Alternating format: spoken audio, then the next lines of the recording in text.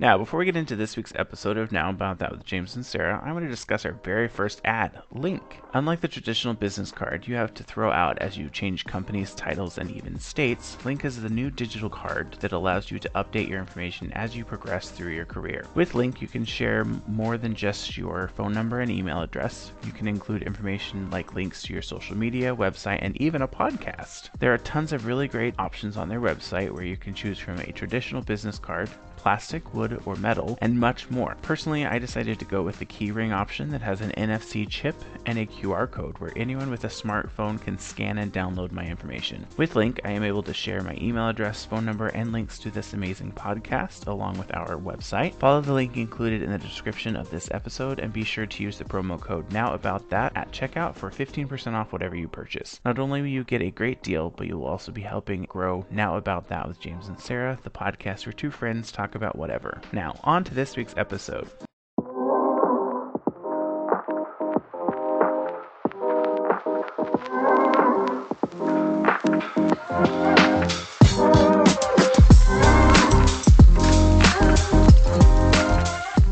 Hello and welcome to another episode of Now About That with James and Sarah. I'm James. And I'm Sarah. And Sarah has a blood spot on her eye. Yes, I do. And I also sound like trash. I don't think you sound any different than normal. Ouch. I don't mean it. That's not what I meant. I can't tell that I can't tell that you sound like trash. It's like, wow, James, thanks. You always sound like trash. You always Sarah. sound bad, Sarah. Got it. But this week, this is our last episode for season 1, episode 48. I do want to clarify, we did say a few episodes back that we would end at episode 50, but some things came up and Sarah will be out of commission for a while. So we will be ending it at episode 48 for season 1, but we will come back for season 2 in a few weeks, or maybe a month, depending on how Sarah feels, and then we will pick back up. Yay! But today we're going to do kind of what we normally do at the beginning, just kind of do some quick catch up and see how things are going. And then we will look at, because June, this is the beginning of June, today is the 2nd, we will talk about some Pride Month activities that you can do in a way to show your support of Pride Month. Yay, Pride! Sarah, how are you feeling after your procedure? I feel pretty okay. Except that they weren't able to get anything from my right ovary because it decided to hide behind my uterus. So that it's still very large and it is still very uncomfortable. I am walking around like I am carrying bowling balls in my pelvic region. So I'm just waddling around, waddle. So it's basically like you have undescended testicles in your pelvis. Pretty much. I've been questioning how people with testicles walk with them because clearly I would not be able to do it. So well, most people with testicles have had a lot of practice. I mean, that's also true. That's also true. But other than being like sore, obviously, my nausea finally lightened up a bit, which is nice, which is why I have a bloody eye. Pretty sure that a client at work thought I was an abused person because they did a double take when they saw my eye, and then I went to hand them something and I have a giant bruise on my wrist where I had to have an IV put in when I went to the hospital on Saturday night. We're like, blink twice if you need help. Right? I was like, please don't ask me. Please don't ask me. Please don't ask me. Do you need me to order you a pizza? Right? I'm just like, oh my God. All right. Internally, I'm going, please don't ask me to explain. But then my mom, when I was telling her about it, she was like, well, did you tell her that you're not being abused and that it's just health stuff? And I was like, no, I don't want to have that conversation with a stranger. Just be like, excuse my appearance. I'm not being beaten at home. I'm just having my innards taken out in a few days. Exactly. Don't mind me. I just have cancer, so I look like I'm being abused, but I'm not. I promise. I'm being abused by my own body right By now. my That's own fucking body. You know what? It's your own body though. It's your own body betraying you. So anyway, what happens. how are you? How was your week? It was so I always say the longest weeks are the ones that have a day at the beginning where you are off. Mm. Holiday weeks seem to be, for some reason, they seem to be the longest. This week, for those of you that are listening, was we had Memorial Day on Monday, so I did not have to work, but it feels like I've worked for 7 days, even though it was only 4. I don't know what that is. Maybe it's the mentality of, oh, I had the day off, but I'm ready to get to the weekend. That makes sense. I don't know, but it was a busy week. We had a bunch of meetings for some stuff. We're looking at ESL programs and trying to figure out another way to give people access to an ESL program or ways to practice English or learn English themselves where it's not. So we have a program right now, and it's we can only facilitate 12 people at a time. So those that are not included in that 12 still need a way to practice or try and learn English themselves. So we had the library come, the Quincy Library came in on Tuesday, which was our first day back, and they were there for a few hours. They were there for an hour and a half, but I was very surprised by how many people actually stopped and talked to the library. I was kind of standing there to corral people as they walked by, like, hey, did you see that the library is here? Would you like to talk to them about their activities and their programs that they have? And I didn't really necessarily have to stop that many people because people were stopping and talking to them anyways. So they were curious, and they got at least 6 people, I think, that they got their contact information, and they're going to look at attending some of their sessions and maybe practicing their English with that group too. Nice. So I also had a meeting with someone from Rosetta Stone Company about we're looking at potentially doing a contract with them where we purchase licenses and we facilitate training through the Rosetta Stone. That'd be cool. I'm excited about that. I also had a meeting today with Babbel, the other language learning app, Babbel. But we have like 19 languages that are in that's their first language and the language they primarily speak. And they were like, yeah, we don't have all of the ones that you mentioned. So I mentioned we have Cantonese, there's just general Chinese, there's also Mandarin, what's the other one? Burmese and Vietnamese are like the highest ones, and then also Portuguese are like the highest. It's the biggest quantity of people, or the biggest, what's the word I'm looking for, Sarah? The biggest language speakers. Population of language speakers. Those are the biggest ones. Biggest percentage. So, and they were like, the only one out of that we offer is Spanish, and some Portuguese. Like, I don't know if they even have that many Portuguese. So it's she was weird like, that they wouldn't offer like any form of Chinese, considering that that's what I said too. Yeah. Globally, Chinese is the most spoken language in the world. That's what I thought too. And I think it's maybe not so much, it's the platform, they don't have it translated in Chinese. Okay.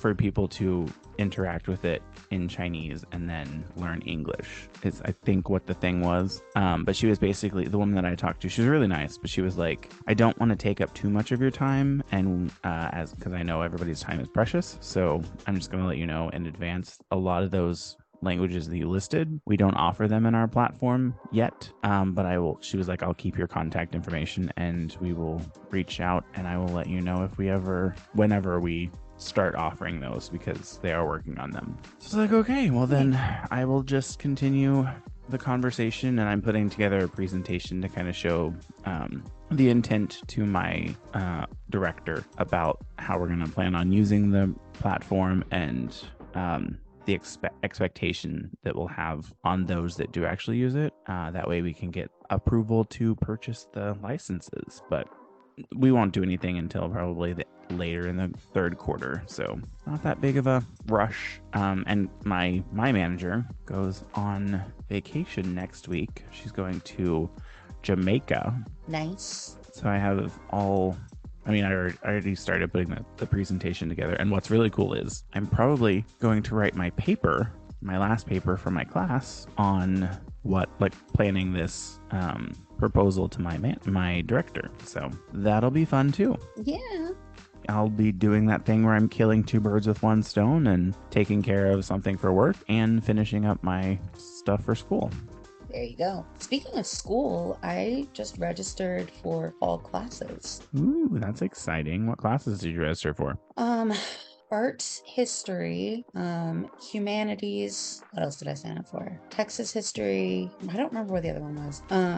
But I ended up signing up for 4 classes, though potentially I will drop one of those before class actually starts this fall. But Texas history. Yeah, I would too.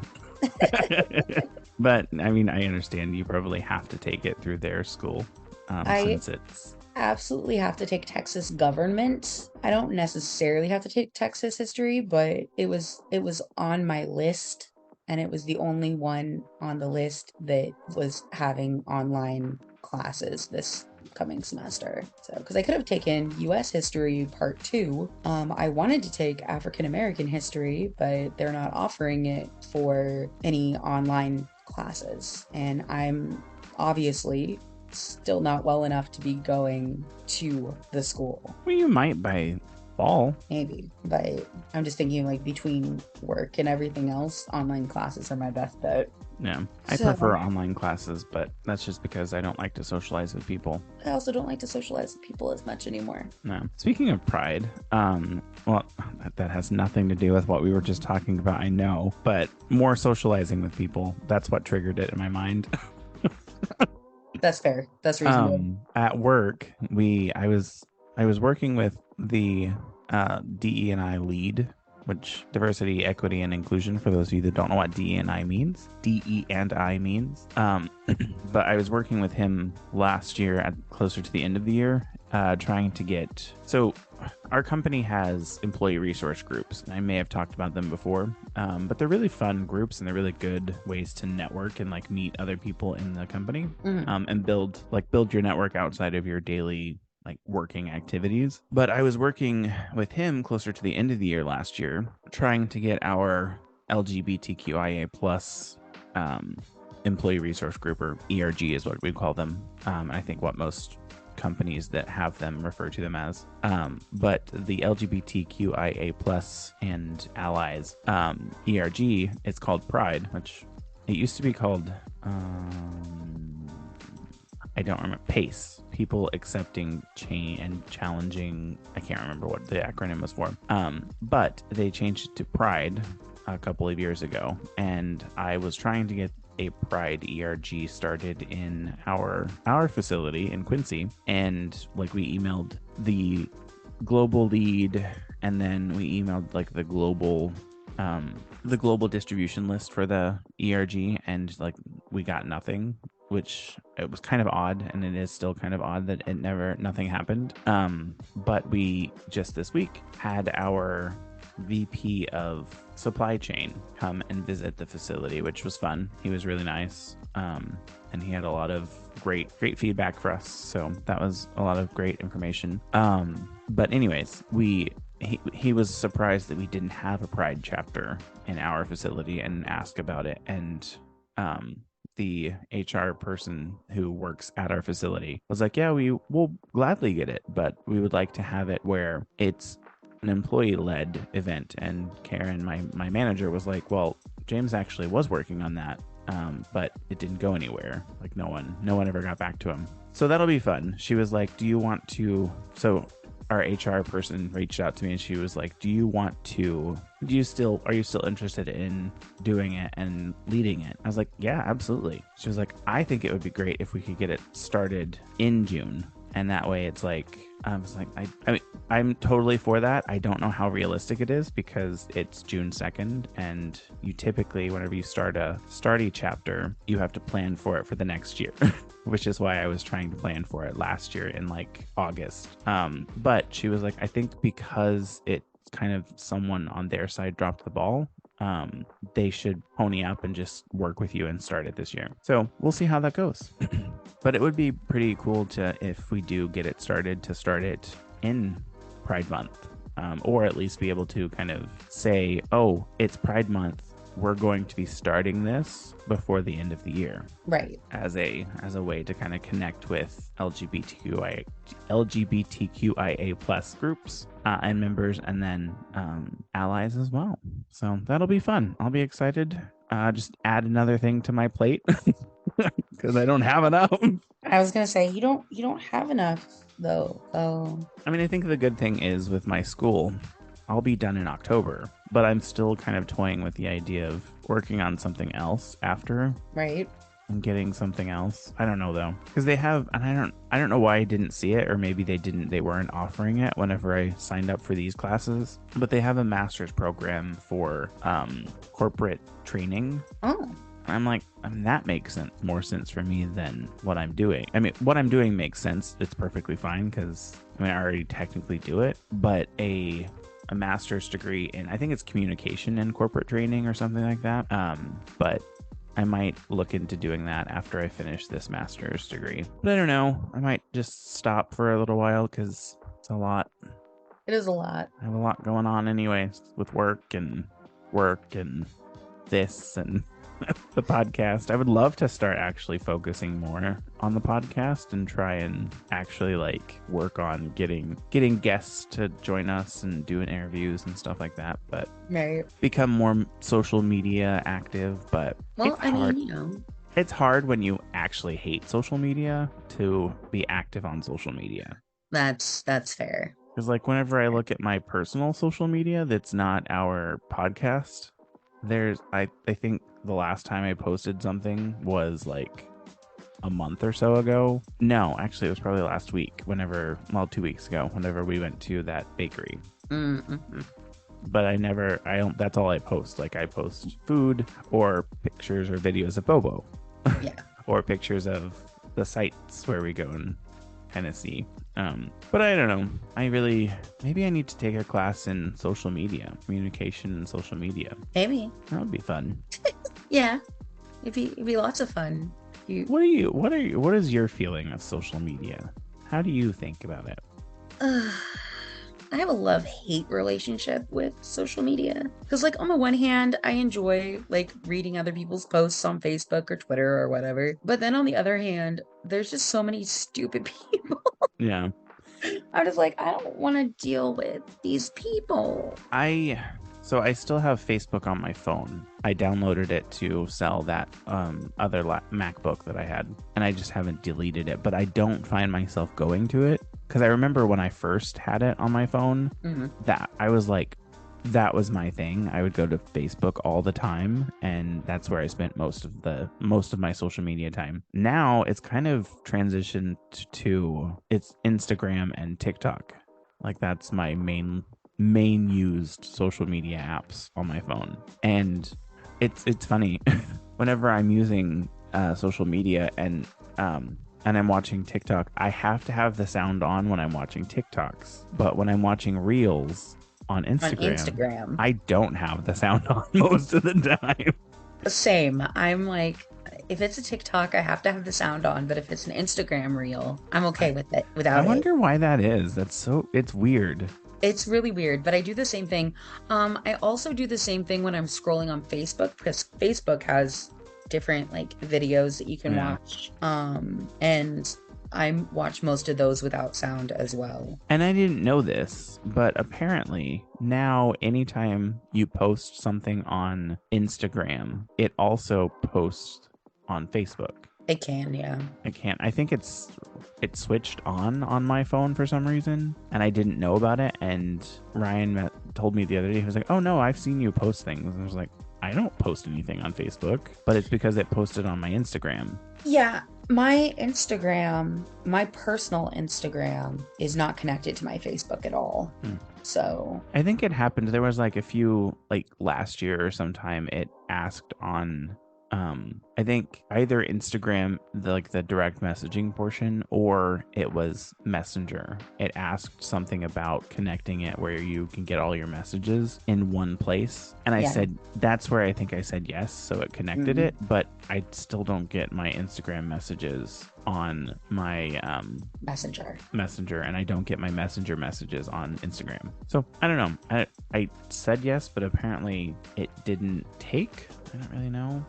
I think personally, I think social media has kind of gotten out of hand. Like, there's so much going on, and then like each platform tries to be like the other one. Yeah. So they add all this superfluous stuff, and I'm just like, bro. Well, I think it's because they take a look, like they see who's using what the most. So like Instagram looked and saw TikTok was like the most used platform, so they need to like get in on the like short form content that is created by TikTok, which now TikTok has, you can make up to 10-minute videos, which is like that's not what TikTok is for. I want short form content, no more than 3 minutes. If it's longer than 10 minutes, more than a minute or so, I'm gonna swipe up and move on to the next video, unless it's something that's like very, very interesting. Yeah, stuff that's really, really interesting to me, I'll stick around. But like, I don't want to be there for 10 minutes. Yeah, 10 minutes is just too long for some reason. If I want to watch something that's 10 minutes long or longer, I'm going to YouTube. Yeah, exactly. Like, I'm not going to be on TikTok. I'm going to YouTube. And I would watch it on my TV, not my phone. Exactly. Or my laptop, not my phone. Yeah. So Instagram, TikTok, take note. Listen to us. What's not clicking? What's not clicking? I'm drinking coffee at 6 o'clock. But I appreciate you. Did you say you're drinking coffee at 6 o'clock? I am, but I'm one of those people that caffeine doesn't really affect me in that way. Right. Caffeine didn't used to affect me in that way, but then after long COVID, everything got kind of fucked. Yeah. Did you watch the video of Kitchen and Jorn, of her talking about her long COVID, Kristen from BuzzFeed? Oh, no, I didn't watch it, but I remember us talking about it, and I was going to go watch it and then forgot. Yeah. I had kind of a weird week. Her partner, just recently, well, I think it was last year, transitioned. Brie. Love that. Very, very interesting. It's been interesting watching that journey. Yeah, I bet. For them as a couple, and then for Brie as a individual. Right. And becoming more active on their YouTube videos as well. It's funny that you mentioned transitioning, because my mom recently learned that I use they them pronouns. Yeah. Did not intentionally tell her that. So then she doesn't listen to our podcast. She does not listen to the podcast, primarily because I told her not to. But no, I had sent her a picture of myself and I sent it to our group chat as well, of, me smiling with my hair done, like, special way. I have a little name tag on that says Sarah, and then underneath it says they them. I forgot all about that little name tag when I sent it to my mother. I just thought she'd appreciate a cute picture of me. And she was just like, I didn't know that you used they them pronouns. How long have you been doing that? And I'm like, a while. I just don't talk about it much. And she was like, oh, okay. My pronouns are that bitch. Like, I mean, good on my mom. Like, she didn't do anything crazy or say anything weird, but I was like, oh, this is awkward because I didn't actually mean for this to happen. Oops. So here we are. No, I think my mother would be scandalized if she listened to our podcast. I mean, some of the episodes maybe, but most of them are pretty tame. It's true. That's true. Most of them we're talking about information that is important. Also true. Like, we're not talking about the 25 best ways to give a blowjob or anything. Nothing scandalous. I mean, we could. We could. And I'm looking forward to, when we start up our next season, doing the movie reviews and potential book reviews. I am also looking forward to that. I think that'll be a lot of fun. And that'll be a way to kind of add some continuity to our podcast, to our randomness. Yeah, because I mean, it is a lot of random stuff. It's kind of themed, where every month we have a sort of theme that we're talking about, but we mainly kind of just gab and discuss things. Yeah, which I think that was a lot of fun, to be honest. Yeah. Apparently, my weather thing on my computer just popped up saying it's supposed to start raining. Oh, tomorrow. Why are you telling me about it right now then? Why are you making it sound like I have to do something about this now? It was supposed to start raining here, or storming, like thunderstorm here at like 3 o'clock, but then it's been moved and been moved and been moved. And now it's like, when I went outside just then with Bobo, it looked like it could start raining, but it's looked like that since like 4 o'clock. Fair. I wish it would rain because it's been like 86 today and it's like the humid hot. So it's Ew. gross. Yeah, gross. I hate when that happens. Well, I did want to share something that I found hilarious. That I was telling James about yesterday. I had placed a grocery order for like some items to be delivered to my place, and one of the things I had ordered was potato salad because I really, really wanted potato salad. So I was like, okay, I'm gonna order potato salad. Get me a little container of potato salad, a little container of chicken salad. Have a good day. And so my order arrives, and I'm unpacking my bags, and I see the potato salad, and it is 3 pounds of potato salad. Not a little container of potato salad like I wanted, but Is, 3 pounds. is it at least good potato salad? Have you tried it yet? It's good potato salad. It's mustard potato salad, which is my preferred. Yeah. Um, Did you do what Sam had suggested and eat it with cottage cheese? no, but only because I don't have any cottage cheese. I feel like that's a very Caucasian thing to do. Mixing potato salad with cottage cheese, Yeah. probably.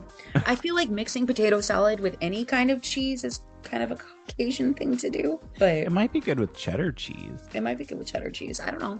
I mean, I have some sprinkle cheese that I could put on, but I don't have any like cottage cheese or anything like that. But I could use my Mexican blend cheese. I mean, hey, you are in Texas. I am in Texas. It's just funny to me that because you would think that I would have noticed a price difference when I was ordering said potato salad because, wouldn't a bigger tub of potato salad be more expensive? Yeah, unless they're trying to get rid of it. I guess I don't know. So everybody's just like, how are you going to eat all this potato salad when you've been super nauseous and throwing up for like a week? And I'm like, I don't know. There are recipes that are cottage cheese potato salad. Okay. I've never even heard of that. I hadn't either until Sam mentioned it. So There's also this thing on slimmingviolet.com that says how to jazz up store-bought potato salad. Introducing a bit of crunch can elevate the texture of a store-bought potato salad to new heights. Try mixing in finely chopped red onions, celery, or bell peppers to give it a satisfying crunch. Red onions and celery are especially popular choices as they provide a delicious contrast to the softer potatoes. I was gonna say, my potato salad is made at HEB, so it already comes with all the good stuff in it. I literally don't have to spice it up.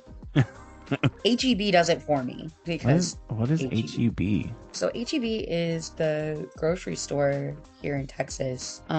It's Texas owned and operated. It got started here in Texas. And like, I don't know. It's my favorite grocery store. My favorite grocery store used to be Kroger's, but then I moved away from Kroger's and now I have HEB and I will never go back.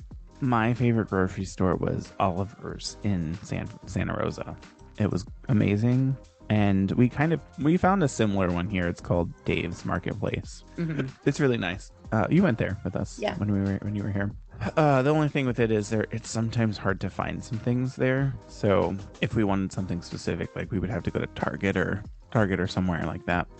Right. Like there are some things that HEB doesn't have, I'm sure, but generally speaking, the prices are pretty low for most items, and the quality of the HEB brand products is almost superior to the name brand products, just because like everything's from Texas, like it's grown here, it's produced here. Like, That's the cool thing about that Dave's place. It's all local stuff too. yeah. So like I'm just a big fan of HEB. I think they're great.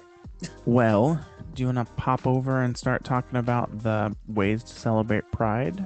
Yeah. So the first list we're going to look at is it's from Inside Thomas Reuters. I think it's Reuters. I think it's Reuters. And it's an article titled 10 Ways to Celebrate Pride Month. And then the first one on the list is attend a Pride parade or event. From Singapore to Toronto and everywhere in between, there are many popular festivals and parades to attend throughout the months of June and July. And then there is a link to www.gaypridecalendar.com/world that gives you a useful guide for events happening around cities near you. Nice. Number 2 is be an ally. When someone in your life tells you that they are LGBTQIA+, it can be difficult to know how to respond.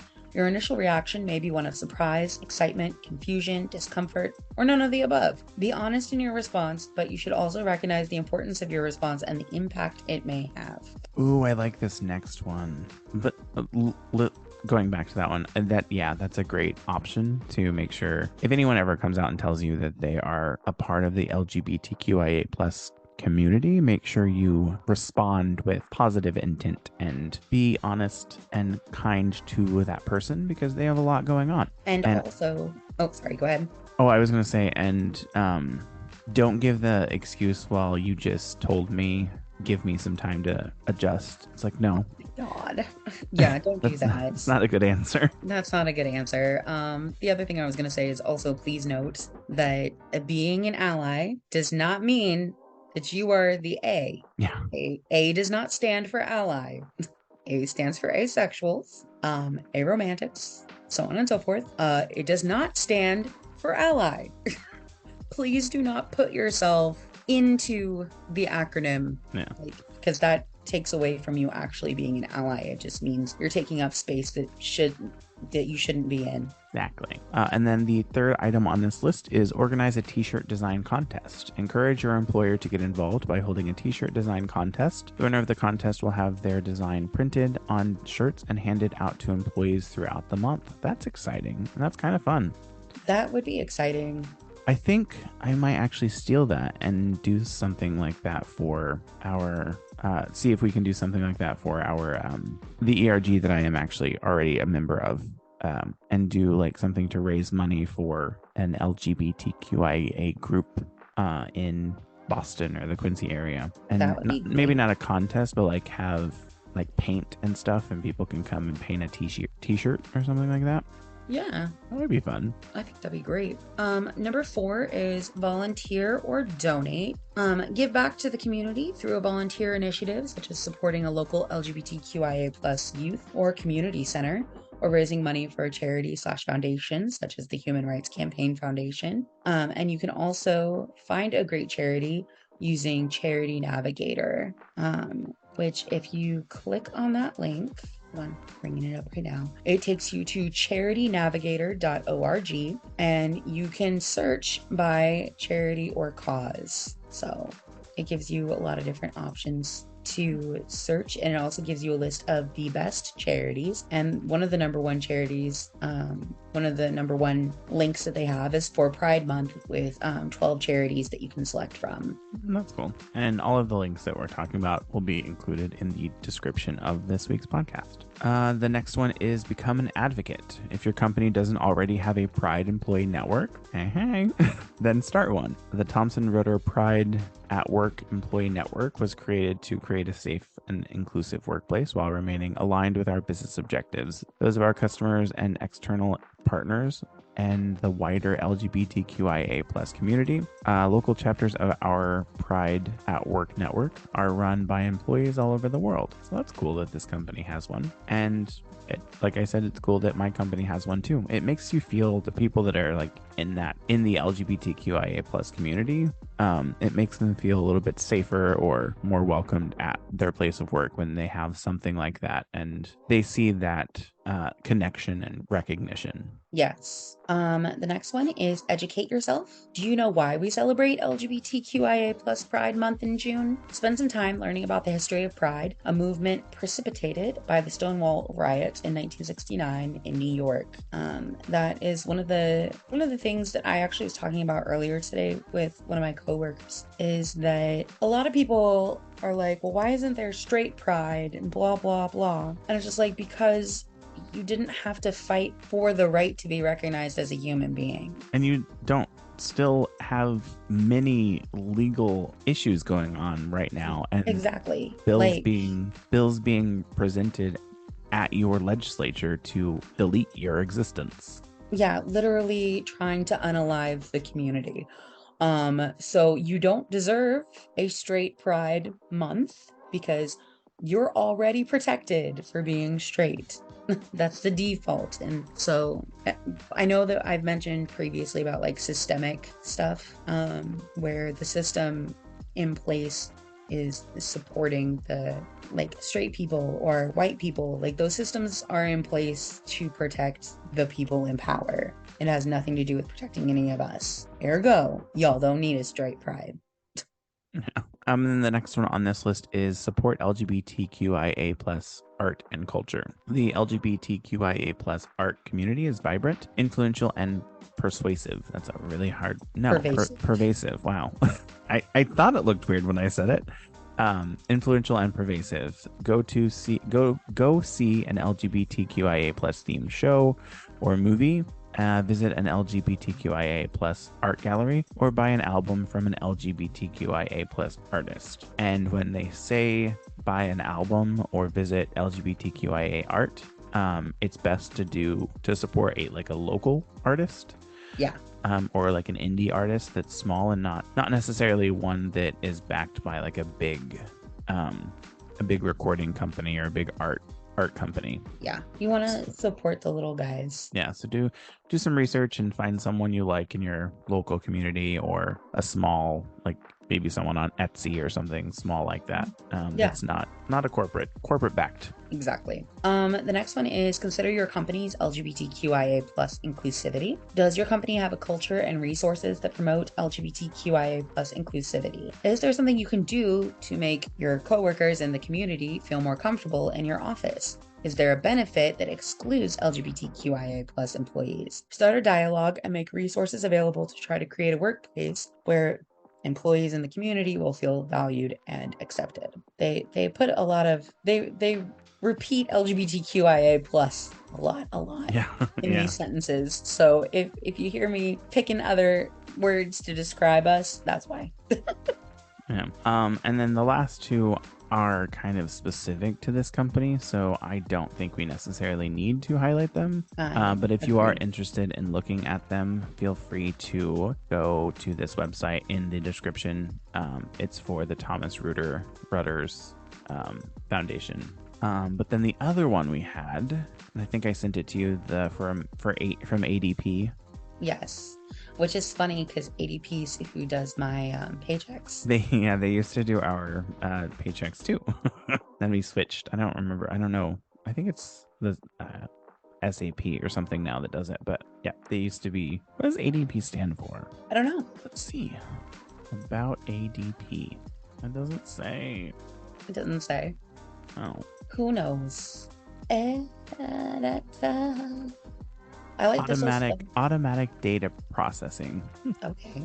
There we go. Anyways, back to this list. So it's from ADP. It's on their website, and it looks like it's it's called Spark. Maybe like a blog or something that they have on their website, and it is an article by Brett Daniel called "How to Celebrate LGBTQ plus Pride Month at Work: 6 Ways." So this is mainly at work celebrations, and a lot of it looks like it's kind of the same as the stuff that we just talked about. Mm-hmm. So the first one is host a Pride Month parade. I don't really know how much how you can host a parade, or maybe look for get started in advance and look for like a local parade, and maybe your company can sponsor a Pride float or something. Yeah.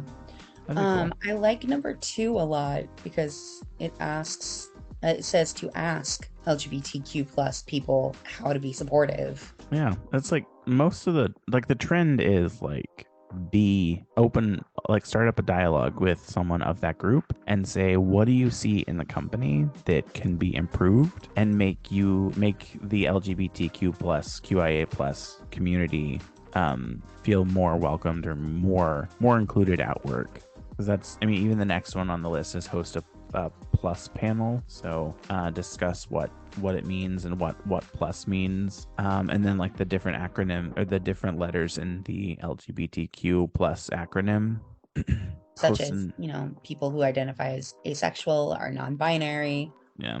or pansexual. Like, I mean, I consider myself genderqueer, which would be part Q and part plus. Yeah, and then there's another one on here that's offer inclusive language learning opportunities. And I know whenever I read through some of the trainings at work, I'm like, and they haven't been updated for a really long time. I'm like, it just says he in here. It doesn't say like he or she, or it doesn't say anything like anything neutral. It's specifically like it's gendered for no reason at all. Yeah. And it makes me want to like update it and be like the employee or the learner or like something that's like non-gendering. Yeah, because that's from a time frame where men were doing pretty much everything, so women weren't included. So bringing that awareness into your group or into your company and like looking at those types of things where it is maybe an outdated document or training that needs to be updated. And then there's another one in here that says host an allyship panel. Basically, gather a panel of allies to discuss practical ways to support the LGBTQ plus community at work. The panelists could discuss examples of allyship in action, effective ways to express allyship, and the importance of allyship generally. So, I mean, go ahead. I was gonna say, I think that's a good idea. If you want to be part of something, you want to consider yourself an ally, be a part of something like that. Yeah, I do think that's a good thing, but I think that it's best to also make sure you include, if you're hosting a panel or something like that, make sure you're including someone from the group. And that goes for like anytime you host a panel. So if it's like during Black History Month, don't only have a panel full of Caucasian people. Yeah. Mayo people, please. Like, know your audience. Come on. Know the audience. And include people from the actual group that you're discussing, because insane, I know. They're probably the most aware of what's going on in that group and the most knowledgeable. They're the ones who know what's happening in their own community. So maybe listen to them when they talk.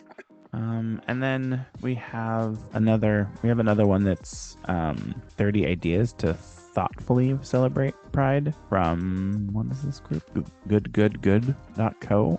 Don't really know what that is. But it's very strangely written. Like, it's not highlighted as here's one through whatever. But I was just scrolling through it, and I saw some of the ones that are like interesting to me. So there's read books by LGBTQ plus writers, watch documentaries, read about the pre-Stonewall LGBTQ plus history, take action, donate, those types of things where you're volunteering and donating money or your time. So like not everyone can donate money. I understand that. Sarah understands that. Yep.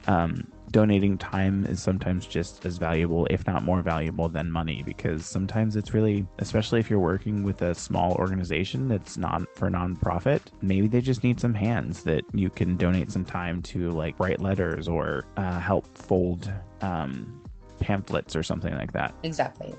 Like help mail out, newsletters, things like that. Help come up with a newsletter even. Yeah. Like there's a lot of, especially if you live close to a major city, you're going to find that there's a lot more opportunities to be able to donate your time. Yeah.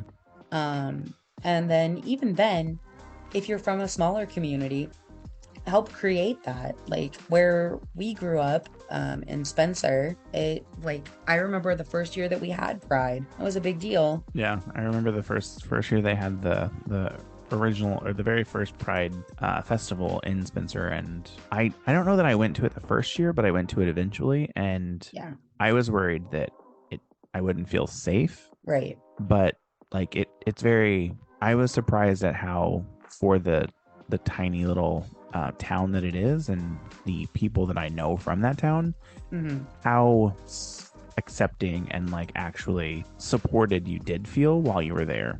Right. It's like, especially in small communities, if there's no organization in your small community, start it up. Yeah. Like, small communities need it just as bad. Or reach out to one of the surrounding communities and see what they can do to help your small community, because maybe it's just they need to pass out some pamphlets or pass out some information about what they're doing in the community that's next to you, that's a little bit larger, that people that are in the LGBTQ plus community don't know about, and giving them that information can kind of maybe even save their life. Yeah. And then the other thing in here, it's learn about and avoid rainbow washing, which I think we can kind of see with a lot of the companies that are out there. They one that's kind of big right now that is really in the news is Target, Yep. where they have their rainbow washing, where they have their big pride campaign, but then anytime they feel any kind of backlash.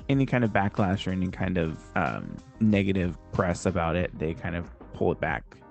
And for those of you that don't know what's going on with Pride, or with the Pride campaign and the Pride items at Target, there were a bunch of places where conservative people were attacking and threatening the lives of their employees. So a lot of the Pride merchandise and Pride displays either have been moved to the back of the store or completely removed from some of the Target locations altogether, because they're and I understand from a business and employee safety standpoint that their employees are being harassed and they're being threatened, so they need to take the employees' safety in hand. But think about those LGBTQ plus employees that are seeing the stuff being relegated to the back of the store, or being taken out of the store altogether. So how do you think that employee feels when all somebody has to say is, "Oh, I don't agree with this. I don't think it's right. You shouldn't have this here." And it's like, come on, people.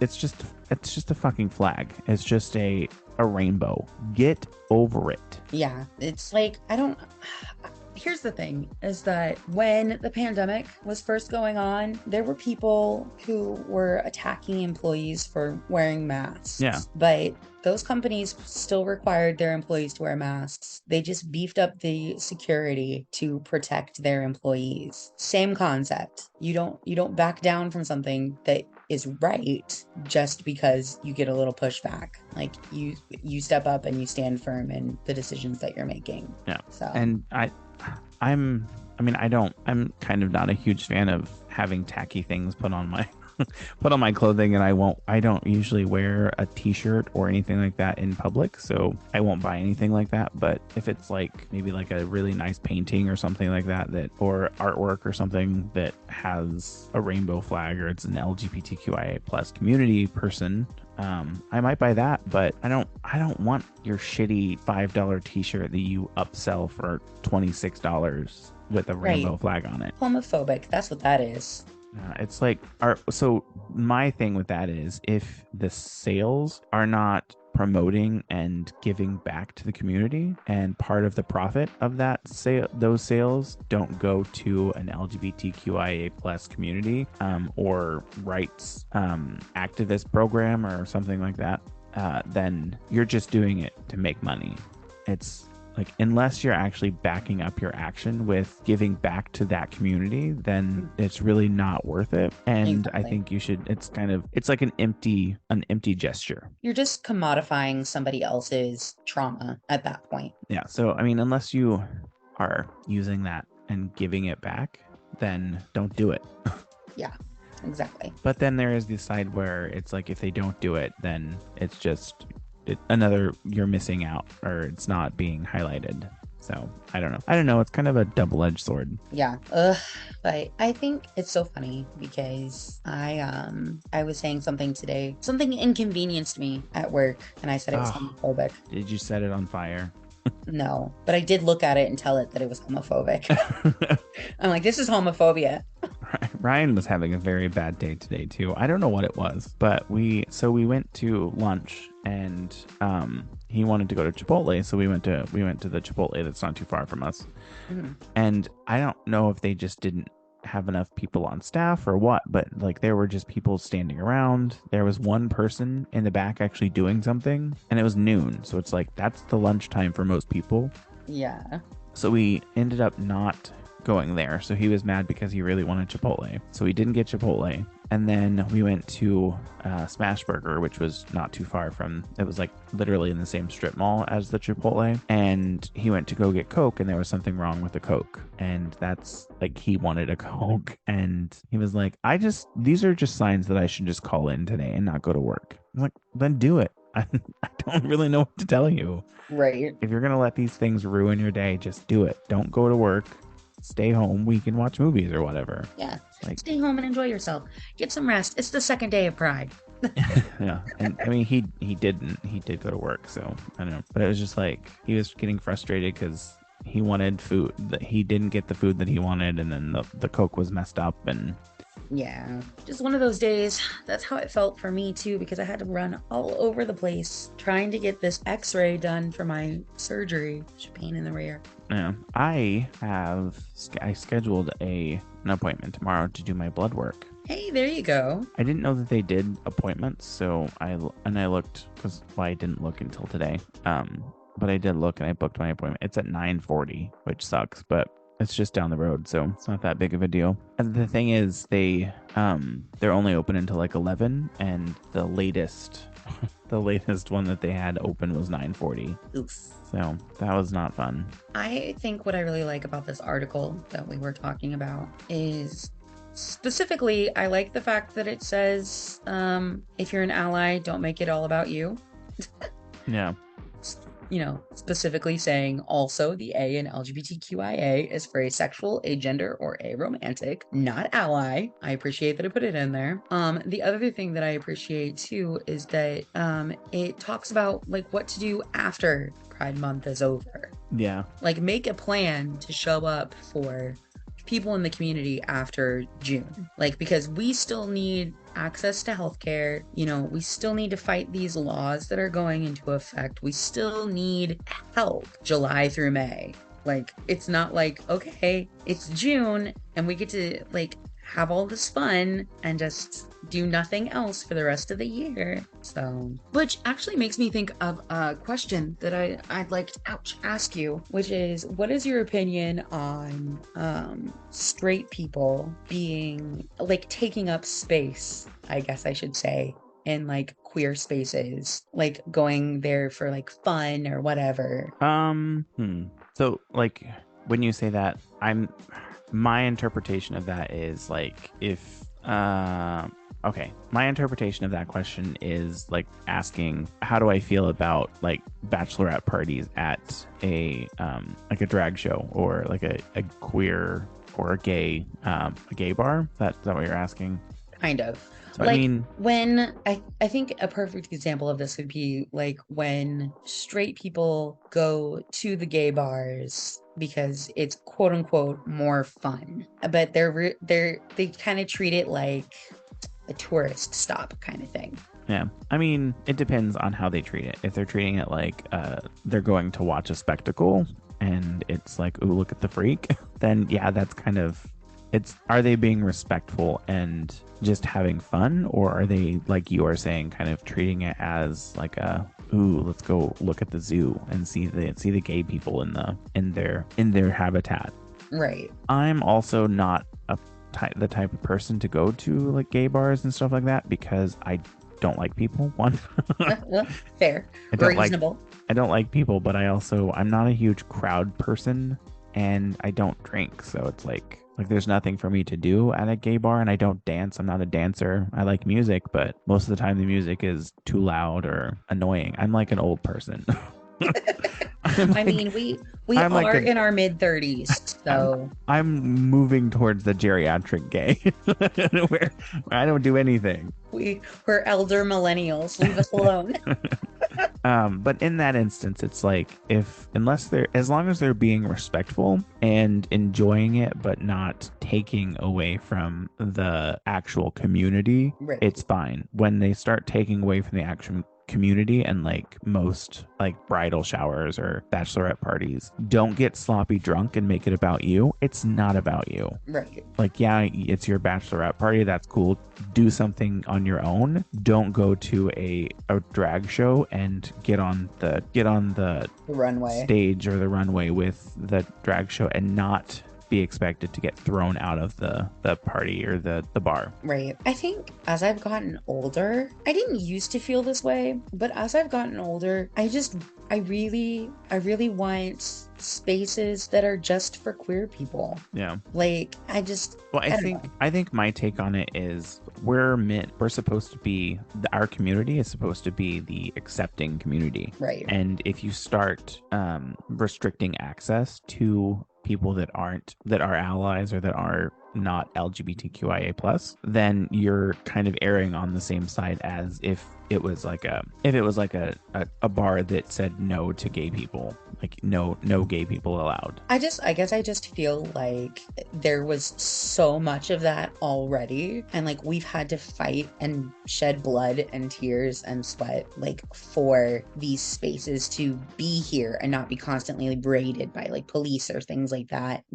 I feel like true allyship is not going to be upset at there being just a queer only space. Yeah. And just I feel the same way for, other minority groups. I feel like Black people should have a space that's just theirs, where they don't have to cater to white people. They don't have to, do anything like that. Yeah. They don't have to pretend to be comfortable. I think the only thing that I would say in kind of how do I want to put it? Like avoid the hazard is, are you really going to ask someone to like, do you identify as LGBTQIA+ to get into like, right? Like, how do you know that someone isn't? Yeah.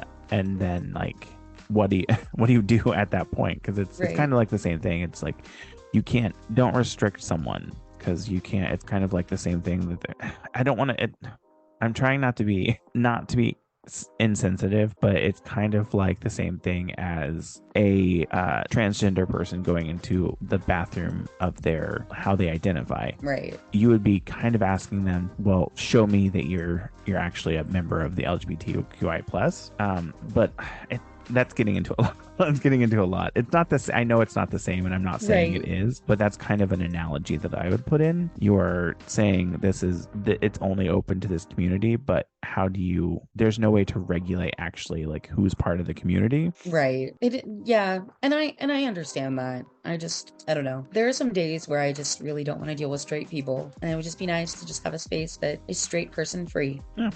I mean, and that's where you would like maybe go to an LGBTQIA+ community center that like it's mainly people that are members of the community. Yeah. Instead of a bar, because a bar really, I mean, anyone can go into a bar, but right. Mostly only members of that community would be at a community center that is specifically for that group. True. So there are places that you can go that aren't bars, I guess I would say. Yes. I have a question that I have an answer. Was on Help I Sexted My Boss this week. It was one of their listeners wrote in, and I was interested because I know how I would react, but I would be interested to see how you would. So it was about they work in a small group or a small company of like 12 people or 11 people, and every week or so their boss treats them to lunch, and everybody gets excited about, and they go like crazy, like BTS fan crazy for not Chipotle, for Chick-fil-A. And he was asking how they would approach letting them know that they don't support eating from that company, because of how they donate to anti-LGBTQIA+ organizations and legislation. Yeah.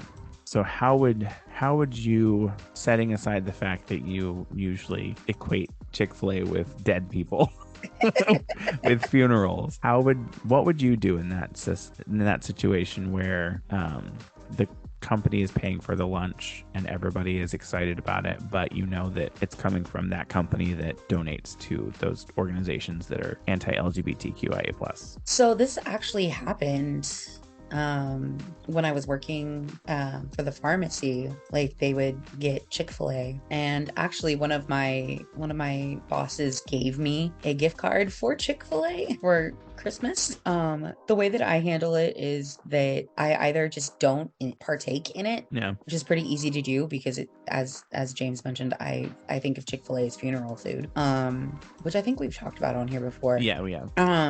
So I'm almost never in the mood for it anyway. But also in the instance of like the gift card, it was a nice gesture of my boss to give that to me. But I knew I wasn't going to use it, so I gave it to somebody that I knew would. Yeah. So it's kind of like I'm not giving them any of my money. So as long as I'm not giving them my money, I don't feel like it's a big deal. Yeah. Per And se. that's kind of my answer. And I'm just now remembering it wasn't from the Help I Sexted My Boss. It was very Delta Works podcast. I just remember that because then she went into Delta went into discussing well, I would see like maybe someone would come up and say that, well, you buy and support like Coca-Cola, but they sell Coca-Cola products at Chipotle or Chick-fil-A. So Yeah. technically that company is working with a company that is donating to anti-LGBTQIA plus Yeah, organizations. if you think about it, and I think I mentioned this in our last podcast, there's no ethical consumption under capitalism. Yeah. Especially corporate capitalism, which is what we have here, where corporations have their fingers literally in everything. Which is why it's so difficult to like boycott certain products. So like boycotting Nestle that takes away so much because they do things besides chocolate. Like they do this, they do that, like, that kind of thing. I personally am just like, I'm not giving them my money. Yeah. And that's good enough for me. I don't hold everybody else to the same standards because I know that there are some people in the community who consider it a reclamation to buy Chick-fil-A, just being like, haha, fuck you, I'm buying Yeah. your food anyway. But I don't see it that way. I don't like doing that. So Yeah. And then I think I would do the same thing where I would say I'm going to abstain. I don't really like that company. I don't like their food. I don't like Chick-fil-A anyways, but I think their food is subpar at best. right. So I would say I'm going to abstain partially because I'm not a huge fan of their food, but also their values do not align with mine. Right. So I don't see the need to give any money or have someone spend their money on me at that company. Right. And then if the discussion comes up and they ask, well, what do you mean? Can you elaborate on that? That's when I would go into, well, they donate a lot of money to anti-LGBTQIA plus communities, and I am, or not communities, organizations, and I am part of the LGBTQIA plus community. So they're actively donating to corporations that work against my good nature or my nature, my personal, against who you are as a person. Yeah. And like, I don't know. It's just it's aggravating, but it is what it is. No. I guess. Well, how do you plan, aside from getting your innards taken out? What do you see yourself doing to celebrate Pride Month? I'm going to continue living my unapologetically queer life. I definitely want to start trying to like donate a little money here and there. Probably won't be able to do that this month, but carrying on Pride through, just because I know that there's a lot of kids out there right now who are really being negatively impacted by a lot of this new legislation. Yeah.